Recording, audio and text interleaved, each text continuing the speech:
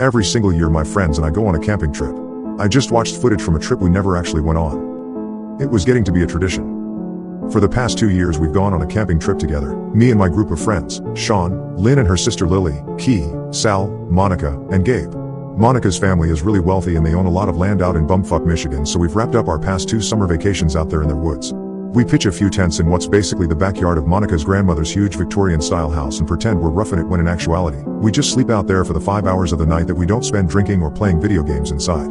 Cooking out over the bonfire and climbing trees is fun, but it's always only been a very small part of the trip. None of us talked about it or admitted it out loud, not even Monica, but we were all a little afraid to be out there for too long. We had no concrete reason to be, but we were. No matter how many times the Pines family assured us that the property was safe. I'd never seen or heard anything out of the ordinary out there. Maybe it was just because I'd seen enough horror movies to develop a fear of the woods in general, but I don't know. Something about the air and the intimidatingly vast property just made me feel really vulnerable. I got told just days before we were supposed to leave that I wouldn't be able to take the time off for the trip. One of my fellow supervisors at work had to go in for emergency surgery on his knee and my store just didn't have the coverage. I was really bummed, but my friends didn't hold it against me. We all know being an adult sucks sometimes. I told them they could still use my cooler and my tents and my camcorder and that they should video blog the trip for me. I hugged them all goodbye the morning they left and then I went off to my shift. I told Sal to call me once they got there because I knew he would be the only one who'd remember to check in. Sal never called, none of them did. I left work at 10 p.m. and tried to text and call all of them, but not one of them got back to me. I checked Twitter, Facebook, nothing from anybody. No updates since Gabe's hitting the road status from earlier that morning. I felt like throwing up. Something felt really wrong. Key's mother called me as soon as I started to panic and she sounded really rattled too. He hadn't talked to her all day, and he's really good about touching base with her when he takes trips. I'd later learned that whole night, my friends' parents were all trying to get in touch with each other. None of them heard from their kids since they first got on the road. Monica's mom called the landline to the house several times. Grandma Pines was out of town this year, but Monica should have answered if they were there. She didn't. Sean's father drove up to Pines' property the next morning with Monica's parents. He told me something felt off as soon as he stepped out of his car. When you pull up to the house, there's no fence or anything, so you can see if anything is set up in the area surrounding it. He would have been able to see if everyone had set up tents and gear as soon as he got up the path, but there was nothing. But he said all the house's windows were open and all the lights were on. Within a half hour, they called the police. I was asked to come in, watch the videos, and answer any questions I could. I transcribed what I watched as best I could. Clip 1, 10:45 September 16, 2016. Gabe has the camera pointed at the rearview mirror. Gabe, how the fuck do you know when it's recording? Monica, the green button is on, dipshit. Clip 2, 1:15 September 16, 2016. Gabe is filming the back of Lynn's car just ahead of them. He's talking to Sean and Monica, but I can't tell what they're saying, even with the audio adjusted. It's raining really hard and I see flashes of lightning. Clip 3, 8:16 September 16, 2016. A close-up of Monica. She's smoking and swinging in the rocking chair out on the back porch. She looks tipsy. She notices she's being filmed and winks at the camera. I think Sean laughs. Clip 4, 10:16 September 17, 2016. I swallow hard when I see the timestamp. It doesn't make any sense. Saturday morning. Sean's father was already calling the police by then. I want to ask the cop what's going on, but he tells me to please just keep watching quietly. Lily is flipping pancakes. She scrunches up her nose at the camera and Gabe chuckles. Gabe, you don't look so good, Lil. Didn't sleep? Lily, how could I? All those fucking screams last night? Gabe, the hell? Lily, you didn't hear that shit? Lynn and I were freaked the fuck out. Gabe, what the fuck? We didn't hear anything. Lily, yeah, it fucking sounded like cats in heat, but wrong. Like it wasn't natural. Gabe, we were out in the tents all night and we didn't hear shit. Lily, lucky you. We came in the house at like 4 and it was still going. I don't know when it stopped, but I guess I fell asleep at some point. Gabe, did the girls say anything? Lily, they're not up yet, I don't know. Here, can you pass me that? Clip 5, 11:14 September 17, 2016. A wide shot of the backyard. I can hear glasses clinking and a couple of my friends taking drags of cigarettes. I see a figure standing far off by the edge of the woods, but whoever's filming doesn't seem to notice it. Then I hear Gabe's voice, followed by Sean's, then Key's. They're talking about the hot tub needing repairs because the bubble jets don't work, and then the figure moves and Gabe sees it. Gabe, whoa, what the fuck? Key, what? Sean, dude. Gabe, holy fuck, what the fuck, who the fuck is? Key, Gabe. Sean, yo, what the fuck, man? Gabe, did you see? Did you fucking see? The figure is contorting in the distance and I cover my mouth with my hand. It's shaped like a person, but it starts doing this odd twitching movement with its arms. They look almost like they're stretching out really long and then shrinking again. The legs are bending like a flamingo's. The boys behind the camera are yelling and freaking out. The shot cuts to the figure launching itself upward into the trees. Clip 6. The timestamps are turned off. It's nighttime, a shaky shot of the deck out back. The porch light is on and Lily and Key have their backs to the camera. They're crouched down sitting on the steps and Lily is sobbing. Key looks behind his shoulder and mouths turn it off, but the camera is still recording. Key pecks the top of her head and rubs her back, but she barely moves. Key, are you sure you saw? His voice is too quiet for me to hear everything he says.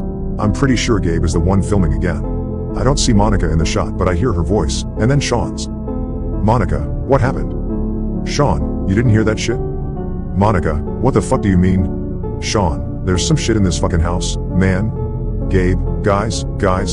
Monica, I looked in every single room, there's nothing in here? Sean, freaking the fuck out, man, I'm tired of this shit. Monica, well what the fuck do you want me to do, Sean? Clip 7. A shot of somebody? Caught very high in a tree. Whoever's filming is panting and coughing like they started crying, and it sounds like it could either be Gabe or Sal. The shot is focused on whatever's stuck up there and something breaks off the tree and falls. It makes no noise when it lands and that's where the shot cuts. Clip 8. It's a shot of Monica's room, or what used to be her room when she was a little kid. I've only been in that room a couple of times. It's full of old childhood shit, so there's nothing really for us to see or do in there. The window is open and a little breeze ripples through the curtain. There's a crash like glass shattering from what sounds like downstairs and I nearly jump out of my seat, shielding my eyes, but the cop touches my arm, tells me there's nothing scary in the shot. It's still just the room, pink and purple with sunshine coming through. The clip ends with another loud crash and I swear I see flicker of someone's face, wide-eyed and gaunt, peeking into the corner of the window just for a second. I gasp out loud and whip around to look at the cop and he gives me this nod to keep watching. The last clip they show me is a still, blurred shot of the living room. The camera is facing the window overlooking the backyard and I can see the lit campfire. The TV isn't in the shot, but I can hear the music to the menu screen of one of the Mario Kart games. The shot is shifting in and out of focus and I can tell nobody is recording. The camera has just been left on. It's about a minute and a half of just this, then suddenly the power in the house goes out with a crack and I shake in my seat. There's a strange, howling noise from the outside, but it's not a coyote, not an animal. It sounds like 2 or 3 people mocking wolves, but warped. Something hits the window with a hard thud and I wince. There's blood spattered across it and through the smears. I can see somebody with oddly shaped limbs standing by the fire. They don't move. They just stand there with their head bent down, fixated completely on the flames while the howling keeps going, and I start to notice something. The howling sounds exactly the same every time, like it's a 6-second sound clip playing on a loop. As soon as this clicks in my mind, it stops completely and I'm so thrown off that I almost don't see the figure disappear. It doesn't leave the shot. I don't see it move. It just vanishes. The fire goes out and the lights turn on in the house again. The menu music for Mario Kart is playing again and I can hear my friends laughing, the clink of beer bottles. The shot goes blurred and then shuts off. That's all the footage they showed me. I was asked where I was during all this, why I didn't go on this trip, why my friends had some of my belongings, especially the camera. And I told them the truth. I told them about the previous 2 years, how nothing strange had ever happened on the Pines property before. In turn I asked them what happened to my friends. They told me 7 bodies were found on the property, none of them belonging to any one of my friends. Their parents were asked to identify the bodies and remains and none of them matched. My friends are just missing. I knew the cops weren't going to tell me, so I asked Sean's father about the 7 dead strangers. Were they people the Pines knew? He didn't know. He just told me how he found them, 6 of them, in a clearing in the woods, laying in a circle surrounding a tree with their guts strung together, holding hands like in a prayer. The 7th body was perched up at the top of the tree, impaled through the head on the highest branch.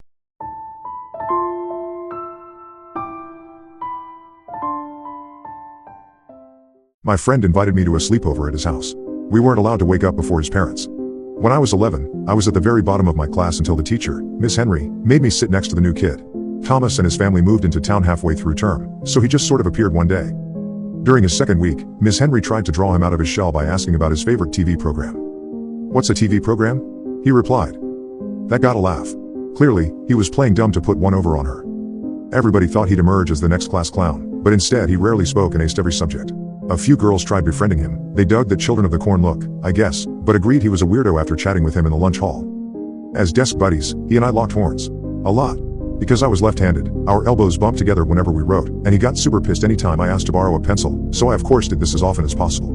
Anytime I asked Miss Henry to split us up, she'd just sneer and say, "Ryan, there's gonna be times in life when you're forced to spend time with people you don't like.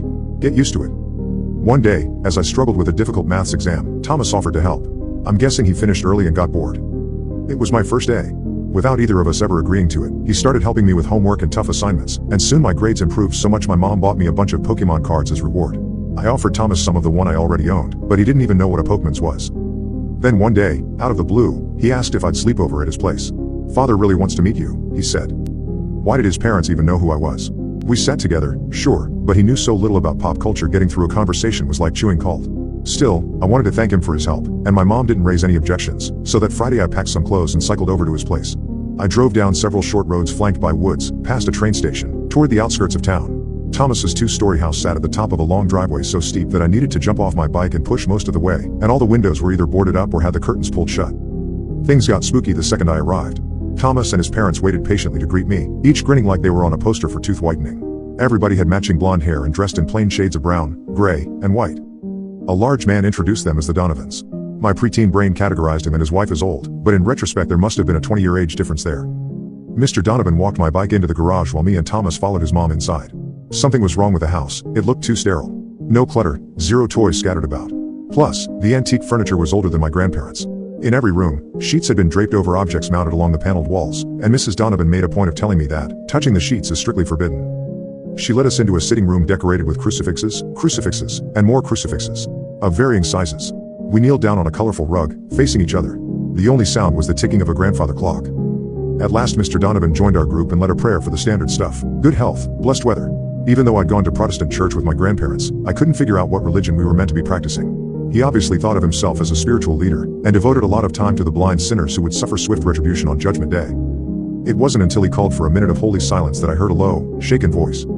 I concentrated hard, tuning out the clock. There were muffled cries. From somewhere within the room. I peeked my left eye open. Nobody was watching, although the way the family didn't stop grinning made me shiver. I glanced around the room. We were alone. When I turned back towards the circle, Thomas's mom was staring straight at me, her smile practically splitting the seams of her face. Quickly I shut my eyes, already anxious to go home. The silence seemed to last forever. Finally, the spiritual leader clapped his hands and said we should go out back and toss a ball around. On my way out of the room, I listened for more cries, but the sound had died off. I figured my imagination got the better of me. As Thomas and I tossed a leather ball back and forth in the long grass, his dad watched from a crude decking area, beaming. Like at school, Thomas threw with his right hand whereas I favored my left. We kept trying to pass each other bad shots, competing to make the other miss a catch. It was all in good fun, though. Thomas acted even weirder than at school. Away from his parents he at least seemed interested in subjects like TV, but now he strictly spoke about Bible stories and recited his favorite verses. I sidestepped his questions my spirituality as much as I could. My arm was aching by the time Mrs. Donovan called us for dinner. In the kitchen, we gathered around the table, and then she brought in a metal pan, presenting 5 boneless chicken breasts lathered in lumpy gravy and canned peaches. Before we ate, everybody linked arms for another prayer, and part of me wished the ritual would never end, because then we'd need to choke down the food. A heavy silence fell over the room, then those cries started up again. Closer than before. It sounded like a child, and their voice had a panicky quality. If it wasn't for the threat of another glare from Thomas's mom, I would have peeked. As the prayer dragged on, the crying became more hysterical, until finally something rattled against the wall behind me. Mr. Donovan's voice raised, thunderous now, and drowned out the sound. I'm not sure which scared me more, but either way my arms broke out in goosebumps. The sermon ended 5 minutes later, and we sat there in silence until the head of the table said, Amen. I checked the corners for sobbing children, finding only more sheets. What then? A CD player? My imagination? The uncooked chicken made me gag. I didn't want to cause trouble so I picked around the moldy peaches and spread out the plate so it looked like I'd eaten more than I actually had. There was chocolate cake for dessert, but Thomas's mom went around slicing a piece onto each of our plates, which were still covered with chicken and gravy. By that point my stomach was growling, so I scoffed down a top layer of cake which hadn't touched anything else. I wanted to leave. Faking a bellyache, I asked if they would call my mom and have her come pick me up. Thomas's dad raised an eyebrow. No need, we have a special remedy. He told the rest of the family to pray for my health and led me out of the room. The front door was on my left, and I briefly considered making a run for it, but the second I did Mr. Donovan's hand clamped around my shoulder, tight. His smile never wavered, but something about his eyes made me break out in goosebumps. Like an implied threat. So, I let him guide me into a vintage bathroom. There was a covered cabinet above the sink and the tub was already full. A thick layer of scud, plus a few dead flies, floated along the surface.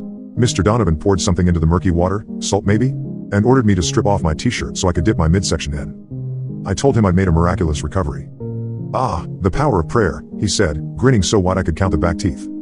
After that he announced it was time for bed, despite the fact it wasn't even dark yet.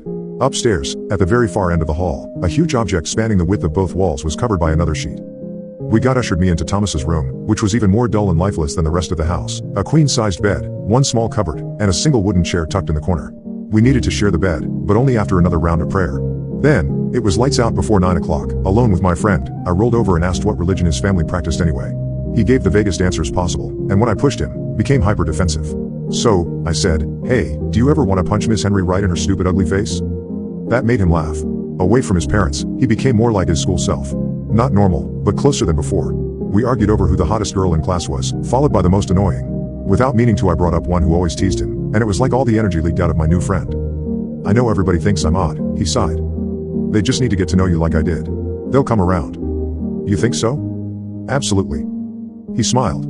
Then, after a little while, he said, "Hey, wanna see something creepy? I'll show you if you think you're brave enough not to wet the bed." I rolled my eyes. He wanted to rattle me, like when we played ball. Sure.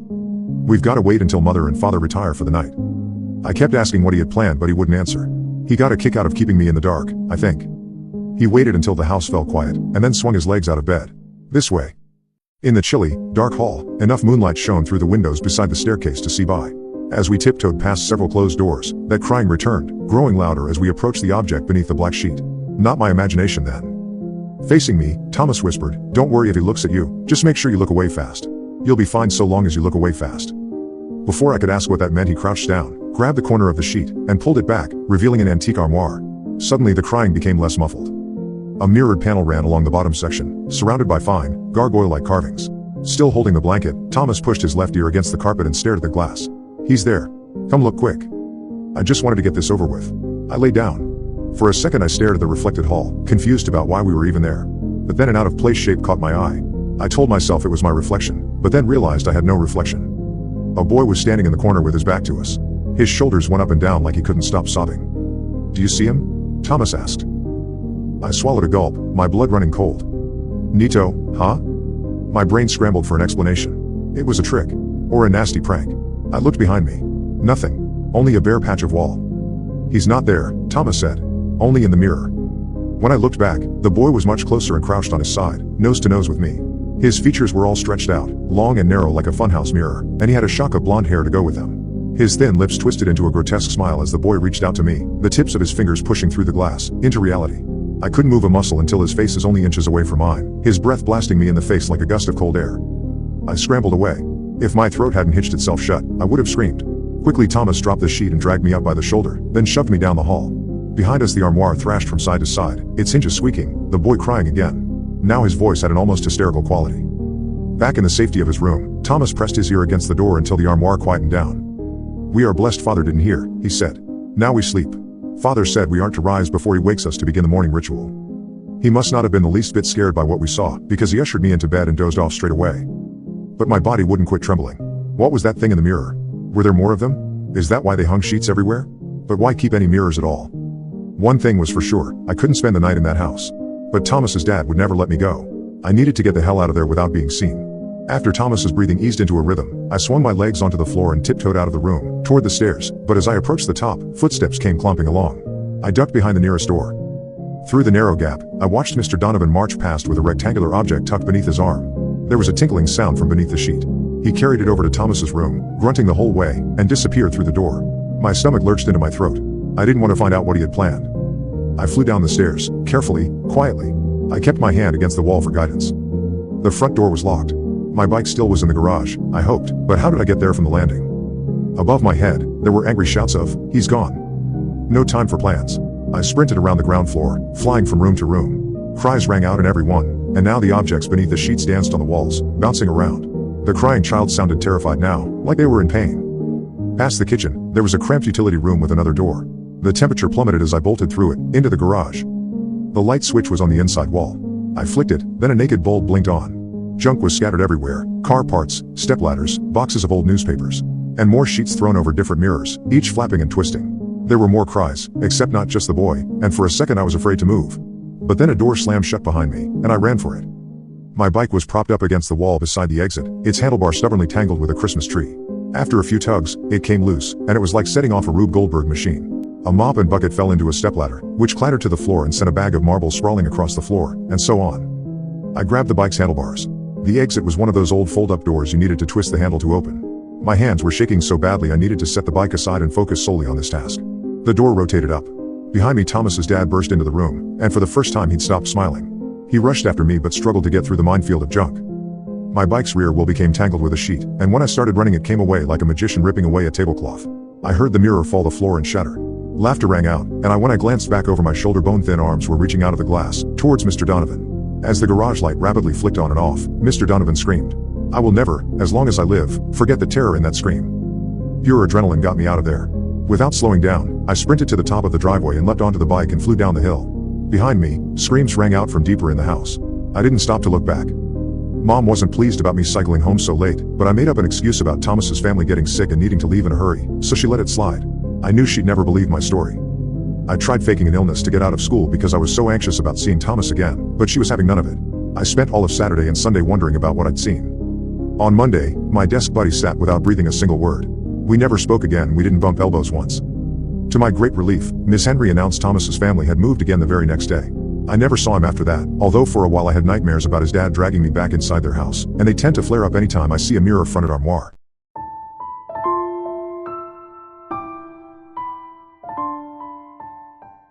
I moved into a new house. The wallpaper underneath says, "Please don't peel me off again." I never believed in ghosts until I started renovating my new home. The Victorian-era house was a steal. The real estate agent practically gave it away. Sure, it needed work, but at that price point, who was I to complain? The previous owners had covered nearly every wall with this hideous floral wallpaper from the 1970s. Yellow roses on a beige background, faded and peeling at the corners. My first project was tearing it all down. I started in the master bedroom. The renovation shows make it look so easy. Score the paper, spray it with water, peel it off in satisfying sheets. Only this wallpaper wasn't cooperating. It came off in tiny fragments, my fingers raw and bleeding after hours of scraping. That's when I found it. In the corner behind my bed, where the wallpaper peeled back easier than the rest, I saw something written on the wall underneath. Not just scribbles, but actual words in faded blue ink. "Please don't peel me off again." I froze, scraper in hand. The handwriting was delicate, almost childlike. I'd expected to find the original paint or perhaps another layer of even older wallpaper. Not this. I convinced myself it was just the previous owners being weird. Maybe they'd written notes to themselves during a DIY project? I pressed on, revealing more of the wall. Beneath that section of paper was more writing. "It hurts when you tear my skin away. This is my home too." A chill ran through me. I stepped back, suddenly aware of how quiet the house was. How empty. I'd been working for hours with only the sound of scraping and my own breathing for company. I called my sister that night. "It's probably just kids," she said. "The previous owners might have had children who wrote on the walls, and they covered it with wallpaper instead of repainting." Her explanation made sense. I felt silly for getting spooked. The next morning, I returned to my task with renewed determination. The bedroom was my priority. I wanted to sleep there by the end of the week rather than on the living room couch. But the more wallpaper I removed, the more messages I uncovered. "I've been here since 1893. This is my skin you're tearing. I've watched them all come and go." By midday, I'd uncovered an entire corner filled with these messages, all in that same childlike script. My rational mind grasped for explanations. Previous owners with mental health issues? An elaborate prank? That night, I heard scratching from inside the walls. Just mice, I told myself. Old houses have pests. I added call exterminator to my renovation list and popped a sleeping pill. The third day, I focused on a different wall, hoping for less creepy results. For hours, I worked in peace, finding nothing but yellow drywall beneath the paper. My shoulders relaxed. I'd been making the messages into something they weren't. Then I reached the closet. Inside, behind where the door would normally hide it, the wallpaper was already loose. A large section had been partially peeled back, though not by me.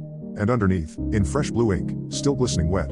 "I told you not to peel me off again." I stumbled backward, dropping my scraper.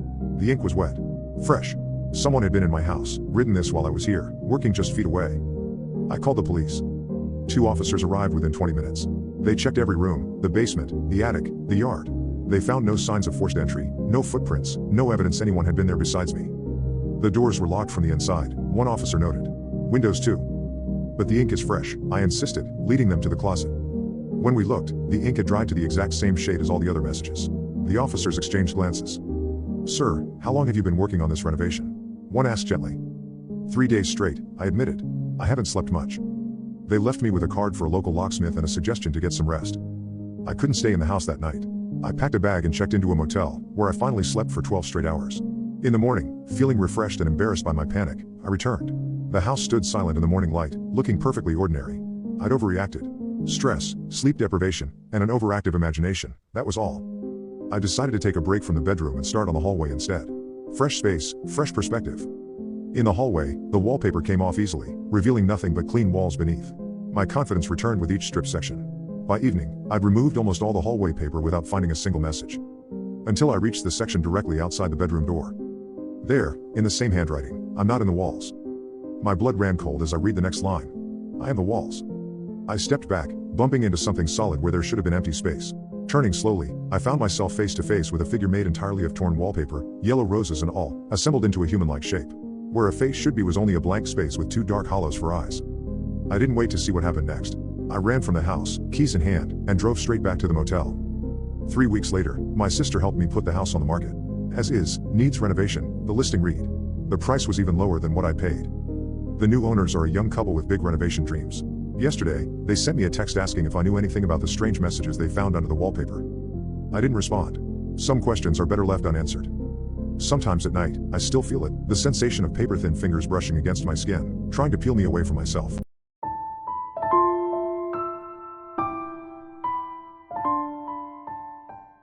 I had to spend 3 nights in a hospital where 7 patients died mysteriously. Now, I know what killed them. As a fan of the paranormal and true crime cases, I was very excited when I came across an article about multiple strange deaths in my small-town hospital. I was much less so when a few days later I had to be hospitalized there for food poisoning. The affair had broken out in the press because apparently the hospital management had tried to hide the deaths on the pretext that they were accidental. After the 7th death in less than 2 months, the information finally leaked out, probably by a doctor or nurse who thought it was time to warn the press, and the police for that matter, before any more deaths occurred. The circumstances of the death were troubling. All the articles reported the same facts. They had all died of a heart attack during the night. In the morning, someone had discovered their bodies while making a routine rounds. All those who discovered the dead were traumatized. Apparently, the victims all had expressions frozen in agonizing fear. Their eyes were still wide open, as were their mouths, which were twisted in an expression of infinite pain.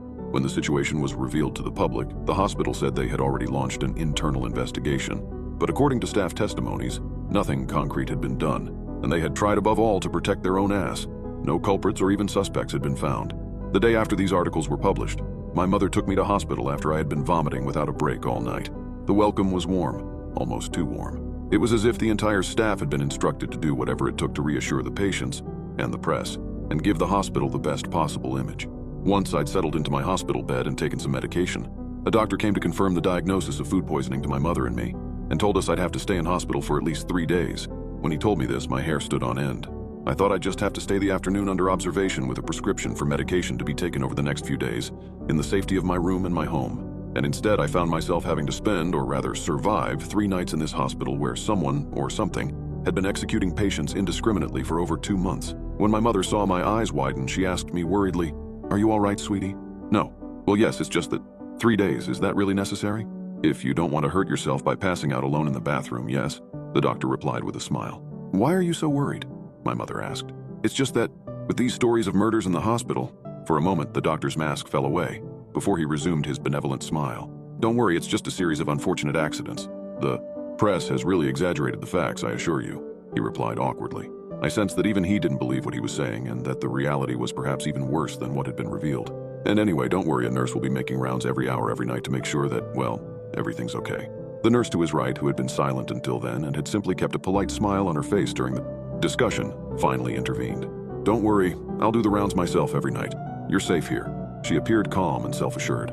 It wasn't much, but as I listened to her words, the weight in my stomach lightened.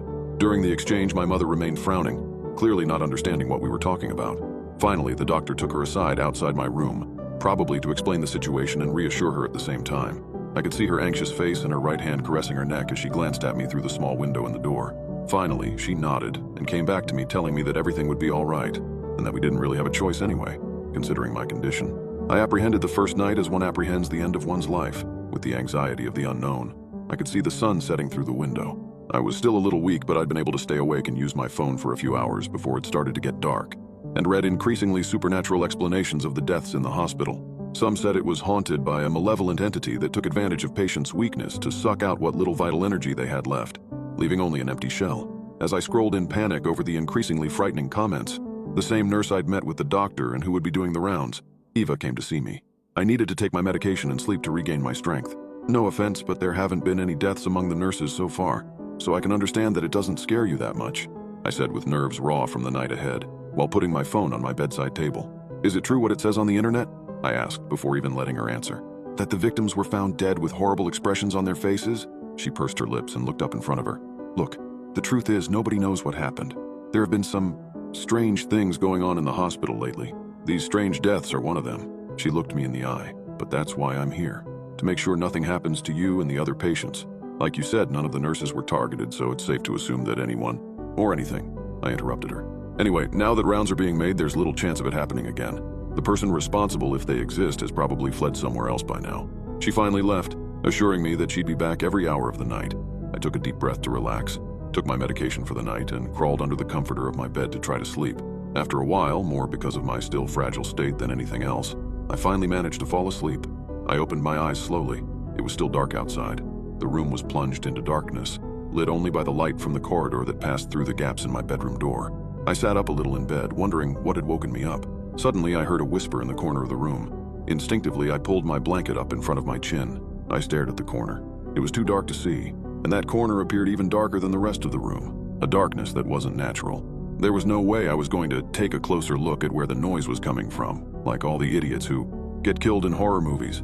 I quickly got out of bed and tiptoed to the door to get out and fetch someone. All the while, I kept staring at the corner of the room, watching for the slightest noise, the slightest movement. And in the total silence of the night, I heard it. A whisper that sounded to me like a scream in the silence. "You are next." I screamed at the top of my lungs and ran for the door. Just before I opened it, I saw that Eva was standing right in front of it, looking at me through the small window. She widened her eyes in surprise at my scream and came in, turning on the bedroom light. "What's going on? Are you okay?" she asked me worriedly. I told her everything under the safety of a bright ceiling light in the hospital cafeteria. She seemed very disturbed by what I had told her. Had other victims said exactly the same thing before they died? If so, she wouldn't tell me.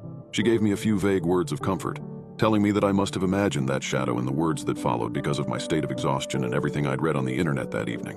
The fact that I was severely dehydrated on top of that effectively made me doubt my own memories. Once we'd finished our chat, I realized that patients were starting to enter the cafeteria for breakfast. It was early 5 a.m., but I couldn't see myself going back to bed for even a few hours until the sun was fully up. I forced myself to swallow something, and around 8 a.m. I returned to my room accompanied by a doctor who wondered what I was doing there while sick. The day passed quickly. My parents had come to visit. I'd taken my medication, and already dawn was beginning to break in the sky. I chatted to Eva again over dinner, and as she left the room with a comforting smile on her lips, I'd almost convinced myself that I'd imagined what had happened the night before. I drank a large glass of water with my medication and went to sleep for the second night. As I slept soundly, I felt the presence of 2 hands on my legs. The next thing I knew, one was moving up my thigh, then the other hand on the other. I opened my eyes and turned around. There was nothing in front of me but darkness. And yet, when I looked down, I saw the trace of 2 huge hands on me, whose only proof of their existence was the mark they left as they pressed into the blanket and the pressure they exerted on me. I screamed like a madman. Both hands went to my chest. That was it. They were going to come up to my neck and strangle me, or go through my torso and crush my heart in their palm. Or worse, hold it firmly but without forcing it so that my life would gradually come to an end. Just as I was contemplating all the possible horrors, I felt movement to my right and saw the light come on. Eva stood there, sweating, looking around the room. You saw it?" I asked, trembling. Yes, I saw it." She looked as confused as I was, as if the thing that had tried to kill me had jumped in her face before disappearing. Suddenly, my head began to spin. My vision blurred. My heart began to beat irregularly in my chest. Before I fainted, I thought I heard something coming from outside, a barely audible whisper that seemed to say, "Stay awake." Then I fainted. I woke up in the afternoon in my room. I could hardly think straight. Everything around me was a blur. A doctor was, talking to my mother, who looked pale with worry. When I opened my eyes, she came to me and said, "Don't worry, darling, everything will be fine, just sleep and rest." I barely had time to mumble something before a nurse injected something into a tube beside me. It seemed to be Ava. She was smiling at me as usual, but I sensed something had changed in her expression. Before I could think of anything, I fell back asleep. I felt numb all over, as if I were being held in a second state by invisible straps. "Wake up," a voice whispered to me, but I couldn't do anything. I felt so weak. "Wake up," it insisted. I could feel a presence, the presence of something that wasn't supposed to make contact with the world of the living, and yet it was there. Another presence, another voice. "Wake up!" Then another and another, 6, 7 voices. They were all shouting the same thing. "Wake up!" I opened my eyes suddenly, taking a deep breath, and before me stood a demon, but not the one I was expecting. Eva. She was standing right above me, knees up on my bed, holding a syringe filled with some unknown liquid with a horrible expression of ecstasy on her usually sweet face, and holding my jaw on one side to reveal my neck. Who was this person? Had she been possessed by the thing that had haunted me the last 2 nights? No. I could see it in her eyes. For the first time, I could see her true face, the face of a maniacal killer. I still felt weak, as if I could barely lift my arms, and she seemed so strong above me. This time it was really going to be the end. She was supposed to be making the rounds to keep me safe after all. No one was going to come and save me. Just as she was about to stick her needle in my neck, she suddenly froze, looking over my shoulder. All traces of ecstasy had vanished and been replaced by dreadful fear. Then the next instant, anger. "This time you won't be able to stop me," she screamed, before pulling herself together. This delay had given me enough time to come to my senses and think of a way out. Suddenly, I turned my whole body in my bed and threw her to the floor with me. I felt like I was wrestling with a banshee. She seemed to be going out of her mind, screaming at the top of her lungs that she was going to kill me, while I used all my energy to restrain her arm that was holding the needle. After a while, probably less than 10 seconds that felt like 10 minutes, A doctor stormed into my room with a nurse and managed to subdue Ava. I crawled to a wall to rest my back on, fully awake, and realizing how incredibly lucky I was to still be alive. An hour later, Eva was taken away by the police. Considering the facts, and her far more unstable psychological state than she had appeared, it wasn't long before they managed to get her to confess to the murders. Eva was a serial killer who used her position of trust as a nurse to kill patients. She used an undetectable product that was the direct cause of cardiac arrest. My state of health had worsened as a result of all these events, and I ended up staying in hospital for another week. Nothing strange happened during my stay. Everything was back to normal. Just as I was gathering my things on the last day before leaving my room, I thought I heard whispers coming from somewhere. I turned around in surprise and just said what came to me instinctively at the time: "Thank you."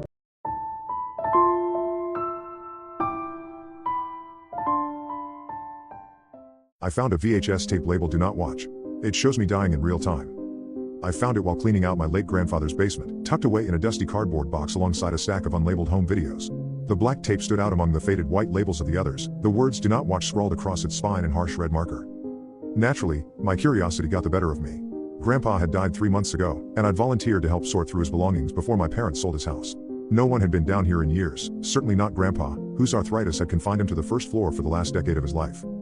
I set the mysterious tape aside and continued sorting through boxes, finding mostly junk, old tax records, water-damaged books, and Christmas decorations that had gone out of style in the 70s. By the end of the day, I'd filled my car with bags for donation and trash, but that VHS tape sat on the passenger seat beside me as I drove home. My apartment still had the old TV/VCR combo that Grandpa had given me when I went to college. It sat mostly unused now, a dusty relic in the corner of my living room. I hadn't watched a VHS in years, but tonight I was grateful I'd never gotten around to throwing it out. I made dinner first, telling myself I wasn't procrastinating, just hungry after a day of manual labor. But the truth was, something about that tape made me uneasy. Why label it so adamantly unless there was something disturbing on it? What had my mild-mannered, church-going grandfather been hiding? At 9:30 p.m., with a beer in hand for liquid courage, I finally slid the tape into the VCR and pressed play. Static filled the screen for several seconds before clearing to reveal a living room, my living room. The camera panned shakily around the space, capturing the exact layout of my apartment, down to the framed poster above my couch and the crack in the ceiling that I'd been meaning to get fixed. I felt the blood drain from my face. This wasn't possible. Grandpa had never been to my apartment. I'd moved in just last year, long after his health had deteriorated too much for him to leave his house. The camera settled on the TV, the same one I was watching this footage on, before panning to my kitchen. The timestamp in the corner read 9:34 p.m., today's date. I checked my phone, 9:33 p.m. As the second hand on my watch ticked to 9:34, the camera on the screen moved exactly as I was seeing it in real time, as if someone were filming me at that very moment. But I was alone, and there was no camera. I paused the tape, hands shaking. This had to be some kind of elaborate prank. Maybe my roommate from college? He had a twisted sense of humor and knew where I lived. But how would he have planted the tape in Grandpa's basement? I pressed play again, determined to see what happened next. The footage continued, me setting down my beer, walking to the window to check if someone was outside filming, just as I had done seconds ago, then returning to sit on the couch. The timestamp read 9:36 p.m. Then the view changed. The camera panned to my front door just as someone knocked. 3 sharp raps that matched perfectly with the sound in my apartment. On the screen, I watched myself rise from the couch and approach the door. I looked through the peephole, then opened the door to reveal nothing. Just an empty hallway. But on the tape, there was someone there. A tall figure in a dark coat, face obscured by shadow. My on-screen self stepped back in surprise, mouth opening to speak. The figure lunged forward, something glinting in their hand. I watched myself fall backward, clutching my throat as dark liquid spilled between my fingers. The attacker stepped over my body into the apartment, turning to face the camera, revealing nothing but static where their face should be. The timestamp read 9:41 p.m. I checked my phone again, 9:39 p.m. 2 minutes. I had 2 minutes before whatever was on the tape would happen to me. I ejected the tape with trembling fingers, my mind racing. This couldn't be real. It was impossible. Yet the precision of the footage so far, the exact layout of my apartment, my movements, even the timestamp, made my skin crawl. A knock came at the door. 3 sharp raps, just like in the video. I froze, staring at the door. This was insanity. I was letting an old VHS tape drive me to paranoia. Yet my feet wouldn't move toward the door, and my throat felt dry as sandpaper. The knocking came again, more insistent. "Who is it?" I called out, my voice cracking. Silence. I grabbed my phone, ready to dial 911, and approached the door as quietly as possible. I leaned forward to look through the peephole. The hallway was empty. Relief washed over me, followed immediately by embarrassment. I'd worked myself into a panic over nothing. I turned back toward the living room, shaking my head at my own foolishness. The VCR clicked, and the tape slid out on its own. That wasn't possible. I'd already ejected it. I'd set it on the coffee table. Yet there it was, protruding from the machine as if inviting me to watch again. The tape on the table was gone. My phone buzzed in my hand. A text from an unknown number. "You can't escape what's already happened. Watch again. The knocking resumed, harder now, the door rattling in its frame. I backed away, torn between terror and disbelief. This couldn't be real. None of it was real. The door burst open. Standing in the doorway was my grandfather, exactly as he had looked 20 years ago, before age had stooped his shoulders and withered his frame. He wore the same dark coat as the figure in the video. "You shouldn't have watched it," he said, his voice both familiar and distant. "I warned you." "Grandpa?" I whispered. "You're dead. I buried you." "Time isn't a straight line," he replied, stepping into my apartment. "Some moments loop back on themselves. Some deaths echo." He reached into his coat, and I flinched, expecting a knife. Instead, he pulled out another VHS tape, identical to the first. "I've been trying to save you for decades," he said, his eyes sad. "But it always ends the same way." The tape in the VCR began to rewind on its own, the mechanical whirring filling the silence between us. "What's happening?" I asked, my back against the wall now. "How is any of this possible?" "I found the tape when I was your age," he explained. "In my grandfather's basement. I watched it, just like you. It showed me dying, just like you saw yourself dying." He gestured to the new tape in his hand. "Then I made this one, trying to warn the next person. But it never works." The VCR clicked as the rewinding finished. "So you're me?" My head was spinning. "In a way." He set the new tape on the coffee table. "Your turn now. You'll try to warn the next one, just like I did. Just like all the others before us." I glanced at my phone, 9:41 p.m. The lights flickered. When they stabilized, my grandfather was gone. In his place stood a tall figure in a dark coat, face obscured by shadow, something glinting in their hand. Not a knife, but a VHS tape labeled "Do Not Watch." The figure lunged forward, and this time, I didn't try to run. After all, I'd already seen how this ends.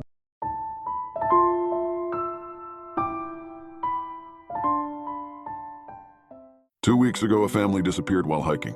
I hope they're never found again. We never expected to find them, the family that went missing. The trails had all been combed over the past week and a half, and we were, after all, not experienced hikers ourselves. My sibling Ace and I had never really roughed it, never detoured from established trails, at least not intentionally. Somewhere in the pines, the official trail markings vanished.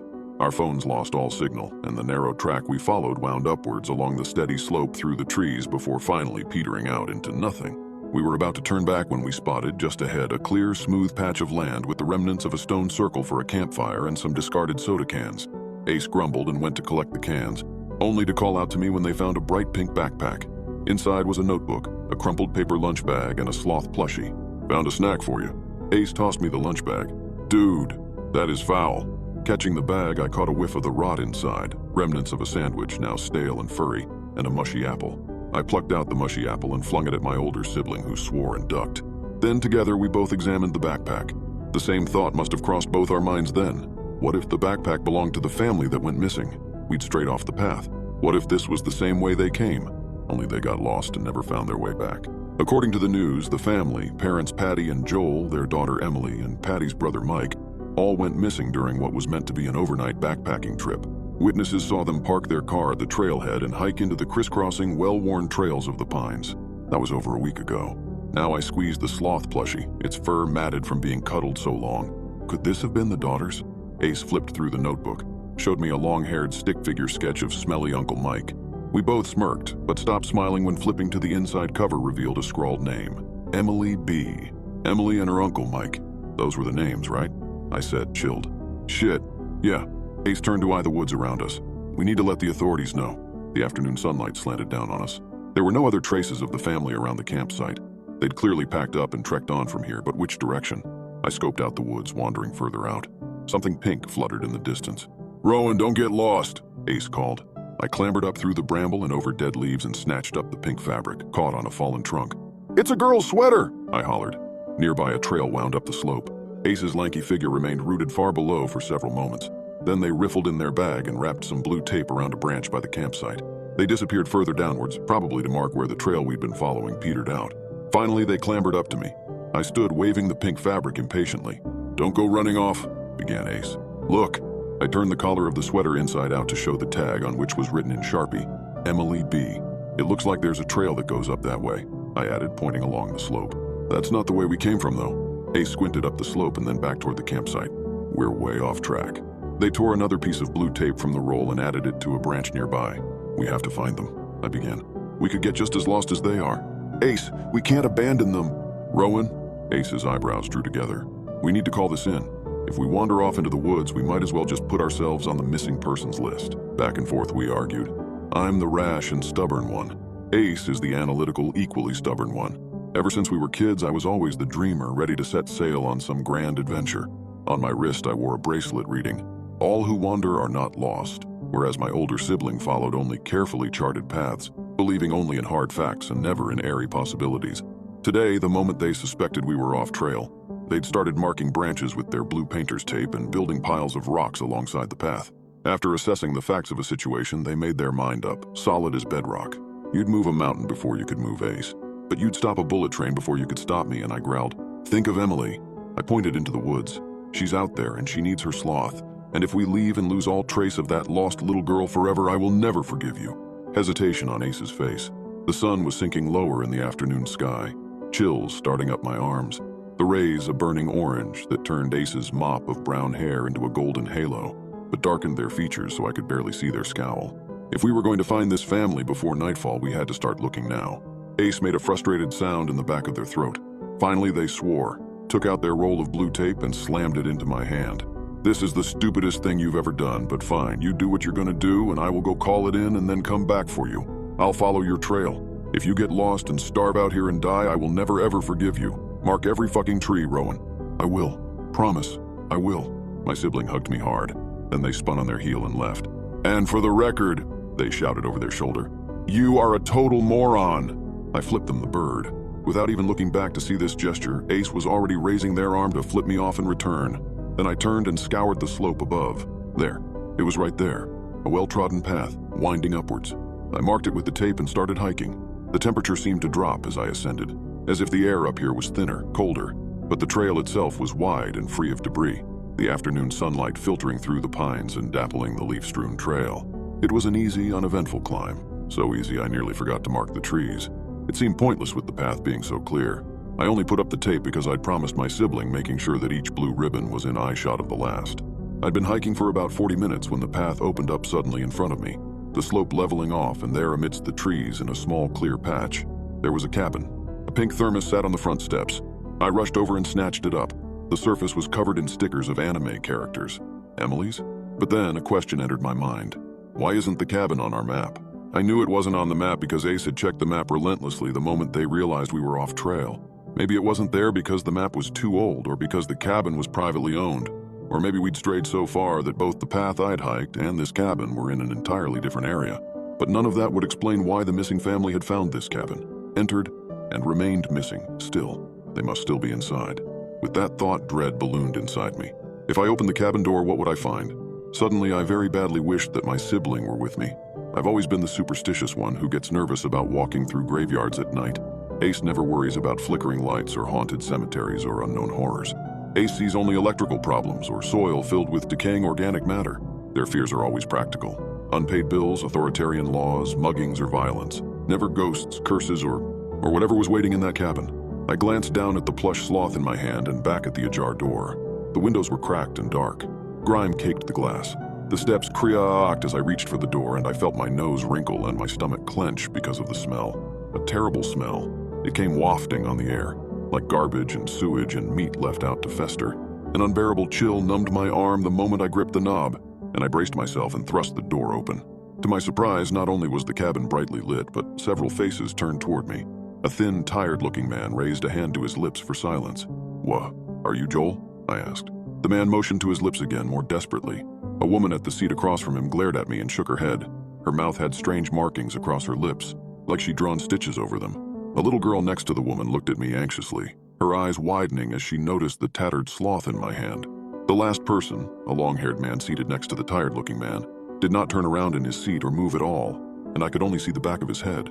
All four of them had their hands holding each other's on the table, except for the finger that Joel had raised to silence me. He motioned me to sit in the chair to his left. This was so strange. I had so many questions. I came over and pushed the sloth toward the little girl, saying as I sat down, "Are you Emily? People have been..." "Shh." Again, the finger at his lips in a stern reprimand, and then the door to the cabin slammed open. I yelped, gasping as a hand gripped mine firmly. Joel had hold of my arm. He jerked me closer and pointed to himself, to his eyes, and closed them. I glanced to his wife, his daughter, already with their eyes squeezed shut. That was all the warning I had before I heard the footsteps, and I started to turn my head. His fingers dug into my arm. I squeezed my eyes closed. Something stepped inside through the open door. Thud, thud, the scuff of footsteps on the wooden slats, and the sound of chuckling. There was something vaguely familiar about the voice. I couldn't place it, but the longer I listened, the more familiar it seemed, like a word on the tip of my tongue, or a name I couldn't quite remember to a familiar face. The footsteps and the soft cackling drew closer. There was also something unpleasant with the footsteps, a smell, the waft of something rotten or maybe of body odor, and then a whisper in my left ear, as if lips were just next to my skin. A cold, rotten breath. I think it whispered my name. The fingers on my arm tightened in warning. The whispering moved, now to my right ear. Thud, thud. The footsteps moved around the table. I almost opened my eyes to see who or what was in the cabin with us, but instinct told me not to look. The steps circled around the room and then receded out the door, which clicked shut. The pressure on my hand eased and I opened my eyes. The first thing I saw was 4 faces turned towards me, 3 of them anxious and worried. Joel, his wife Patty with her stitched lips. Oh God, were the stitches real. Their little daughter Emily. But the 4th face, I gasped, and Joel's hand squeezed mine again hard, reminding me not to speak or scream. Sitting next to Joel was the long-haired man who must have been Uncle Mike, in a worn jean jacket, recognizably the long-haired stick figure drawing from Emily's notebook. But where his eyes should have been were gaping bloody sockets, and his mouth was also stitched with thick black thread. Joel tapped a finger on the table and pointed to the center. For the first time, I saw the words etched into the wood. Speak and be silenced. Look and be blinded. Leave and be bound. When the last chair is filled, you will be free. My gaze lifted again to Uncle Mike and then passed across the faces of the other 3, looking at me with anguish. I bolted upright, but Joel seized me, shaking his head fiercely. He jabbed a finger at Emily. At first I thought he was saying, "Don't you dare abandon my daughter." But then I realized he was pointing at her hands. She had not reached to pick up her sloth, despite having looked longingly toward it. Then I saw the little girl's frightened eyes drift from me to her hands, her hand holding her mother's, and her other hand on the table. They weren't holding hands. Their hands were nailed to the table. Joel squeezed my arm again and mouthed the words, "Leave and be bound." All the air left my lungs. I collapsed back into my seat. The wheels of my mind ground to a halt with panic. Impossible was all I kept thinking. Impossible, impossible. Terror numbed my brain, blocking all rational thought. Who was keeping them captive? Why? And why did their captor sound so familiar? Next to me, Joel still held a grip on my arm, but used his other arm to push the sloth to his daughter. She laid her head down on the plush fur. "Thank you," she mouthed to me. I nodded numbly. I couldn't speak, so I carefully freed my arm from Joel's grip and mouthed slowly, "Are there cameras? How is he watching you?" Confusion on Joel's face. I repeated the mouthed question, and then I started tracing out letters on the table. His gaze followed, and he nodded. In this painstaking way, we were able to have a conversation. "Me? Who is he?" "Joel." "We don't know." "Me? How long have you been here?" Joel and Patty shrugged. Tears from Emily, who only shook her head. "Me? Does he always know if you try to leave?" More helpless shrugging. Joel eventually conveyed to me that Emily and Uncle Mike were the ones who spotted the path and found the way to the cabin. It looked dilapidated to Joel, but Emily and Uncle Mike thought they heard someone calling from inside. So the whole family entered. That's when they noticed the writing on the table. They were trying to decipher what it meant when it came inside. Uncle Mike had looked, and it had taken his eyes while he screamed at everyone else to run. Patty took Emily one way while Joel ran the other.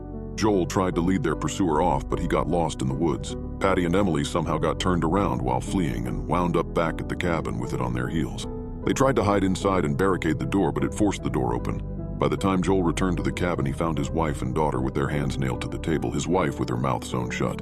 Now he traced out his message on the table with his finger while mouthing the words. "Joel, I can't leave them." I pointed to myself and mouthed words as I traced back. "You don't have to, I'll escape and get help." "Joel, but you would need a distraction to even get out of the cabin." "Me, can you distract it long enough for me to get clear?" Joel gave me a pained look. It was obvious he was afraid of bringing even more harm on himself and his family. "Me, I'll bring help, it's the only way to save Emily." Joel shook his head and sighed. But his wife, who could neither speak nor move her hands, stomped her foot and caught his eye. She gave a fierce nod. Emily looked at me with shining eyes. "Thank you for my sloth," mouthed the little girl. "Please save us." Joel exhaled and pressed his palms to his eyes. I didn't know if he was scared or just in despair, but he sat like that for a long time, and finally he turned his head to me and actually shouted, "Run!" His booming voice startled me out of my chair. Behind me, the door burst open. "Don't look!" Joel added as he lunged past me, putting himself between me and the intruder. And I don't know if his eyes were open or not. All I know is he screamed, and Emily let out a sob, and I felt my way blindly to the wall and along it toward the door, even as that sinister chuckling passed right by my ear. Joel groaned, and there was a loud wham as he was slammed back into his seat, and then the thud, thud, thud of a hammer. Then I was outside. Pulling the door shut behind me, I opened my eyes and bolted for the trees. The sky was deep purple, just enough light for me to see. How many hours had passed? How long ago had sunset? I ran down the slope and ran and ran and ran, not even caring which direction. All I thought was, away. My legs and lungs burned as I flew down the slope and stumbled to a halt because in front of me was the cabin. Laughter sounded from inside. The door creaked open. Turning away, I sprinted back into the woods. By now, I had a stitch in my side. This time, I went upwards. I was still stumbling through the bracken when the chuckling, which had been behind me, was suddenly in front of me. No matter how many times I tried to go deeper into the woods, the laughter of that maddeningly familiar voice kept returning. Too close, hurting me back and sometimes calling my name. Rowan! And then I was at the cabin again. All the wind gone from my lungs, the voice whispering my name just behind me. No! I rushed inside and slammed the door shut. Joel's hands were nailed to the table, his eyes were squeezed shut. Patty and Emily looked at me in despair. I took my place quickly, then the door burst open. Thud, thud, footsteps clunking fast after me, and then that rotten breath wafting into my ear, heavy and close, fingers squeezing into my shoulder. Panicked, flailing, I fought blindly against my assailant's grip. My fist connected with a smack against skin and bone, but the person, was unfazed. The grip tightening, stronger than ever, and the thing was laughing in my ear. No! The scream tore from my throat. Rowan, its eerily familiar voice growled in my ear. It didn't sound human, and yet I knew its voice. Familiar the way a tune is familiar when you've forgotten the words. A tune like a lullaby, like I'd known this thing from before I was even born. Let me go! I shrieked. I screamed. I spat. I fought with everything I had, but its powerful grip only dug in harder, more painfully like talons. I felt myself dragged, writhing from my chair, my heels scraping across the floorboards as it hauled me across the cabin floor. Rowan, stop it, it's me, Ace. Suddenly it was just a voice, a human voice, barking at me over and over as I was hauled down the creaking steps and into the dirt. Ace's lanky silhouette leaned over me, their face flushed as they panted with exertion. Gasping, I blinked up at my sibling. The sun was so low in the sky that the stars shone through the skeletal branches. Ace? I groaned. Yes, thank fuck, gasped Ace, dropping down into the dirt beside me. Oh, thank fuck. I think you broke my nose. What happened? What happened? Hell if I know. Why were you sitting in there holding hands with rotting corpses? Corpses? I whirled to look back at the cabin. We were in the dirt just below the front steps. The door hung open. Inside was dark, but the smell that wafted out made my stomach buck. Ace snatched my arm and pulled me towards the trees. Let's get the fuck away. I jerked back instinctively. But, Emily, I said. I was too confused to do much more than cast a quick look behind me as my sibling tugged me into the pines. The cabin looked even more dilapidated than I remembered. The window panes cracked and missing, and the roof sagging like it was about to collapse. Through the darkness of the open door, I could make out vague shapes, still and solemn, positioned around the table. And then Ace was pulling us into the bramble. I asked why we didn't take the path back down, and my older sibling snapped, "There's no path. I was barely able to find your markers." It felt like I was lost between dream and wakefulness, in some strange limbo while Ace shined their phone flashlight around, trying desperately to catch the beam on the occasional blue tape wound around branches or on piles of stones or pieces of clothing tied around trees. Apparently Ace had supplemented my trail with their socks, a headband, and other items from their pack. Even so, it was harrowing trying to find our way through the darkening twilight. We reached the campsite just as pitch black descended. "Are the police coming?" I asked. No. Ace still had hold of my hand, as if afraid to let go. I didn't get very far before I decided I'd rather die being stupid with you than go for help and risk losing you. Oh, so there were no authorities coming to look for us. We built a small fire and huddled together to wait for dawn while Ace told me slowly, haltingly, what they'd seen.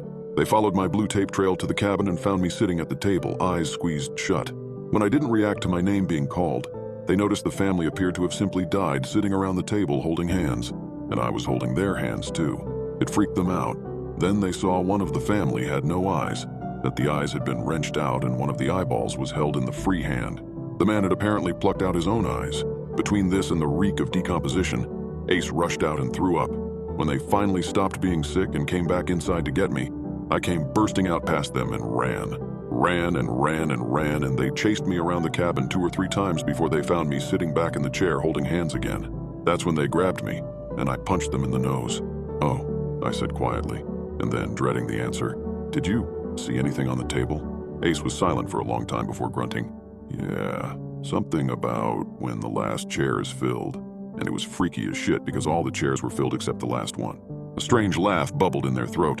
You know, I almost felt like sitting down. Weird impulse. Thank God you didn't, I thought. It was Ace's total lack of imagination, their dismissal of that thought as nonsensical, that probably saved them and me. We waited until the sky turned gray, and then we finally staggered to our feet and found our way to the deer trail and back to civilization, where we reported our finding of the missing family. But the family is still missing. The authorities got as far as the campsite before being unable to follow our markers. They are all still there, their spirits trapped within that cabin, nailed for eternity. For as long as their souls will have to wait, waiting for me to bring help. I'm sure I could find my way, but I'm too afraid. I don't know what happens if that last chair is filled. I know something will change, but the thought of it happening fills me with the deepest, most terrible dread. If I tell you where to look, will you go and save Emily? You wouldn't be stuck forever, I don't think. When the last chair is filled, you will be free.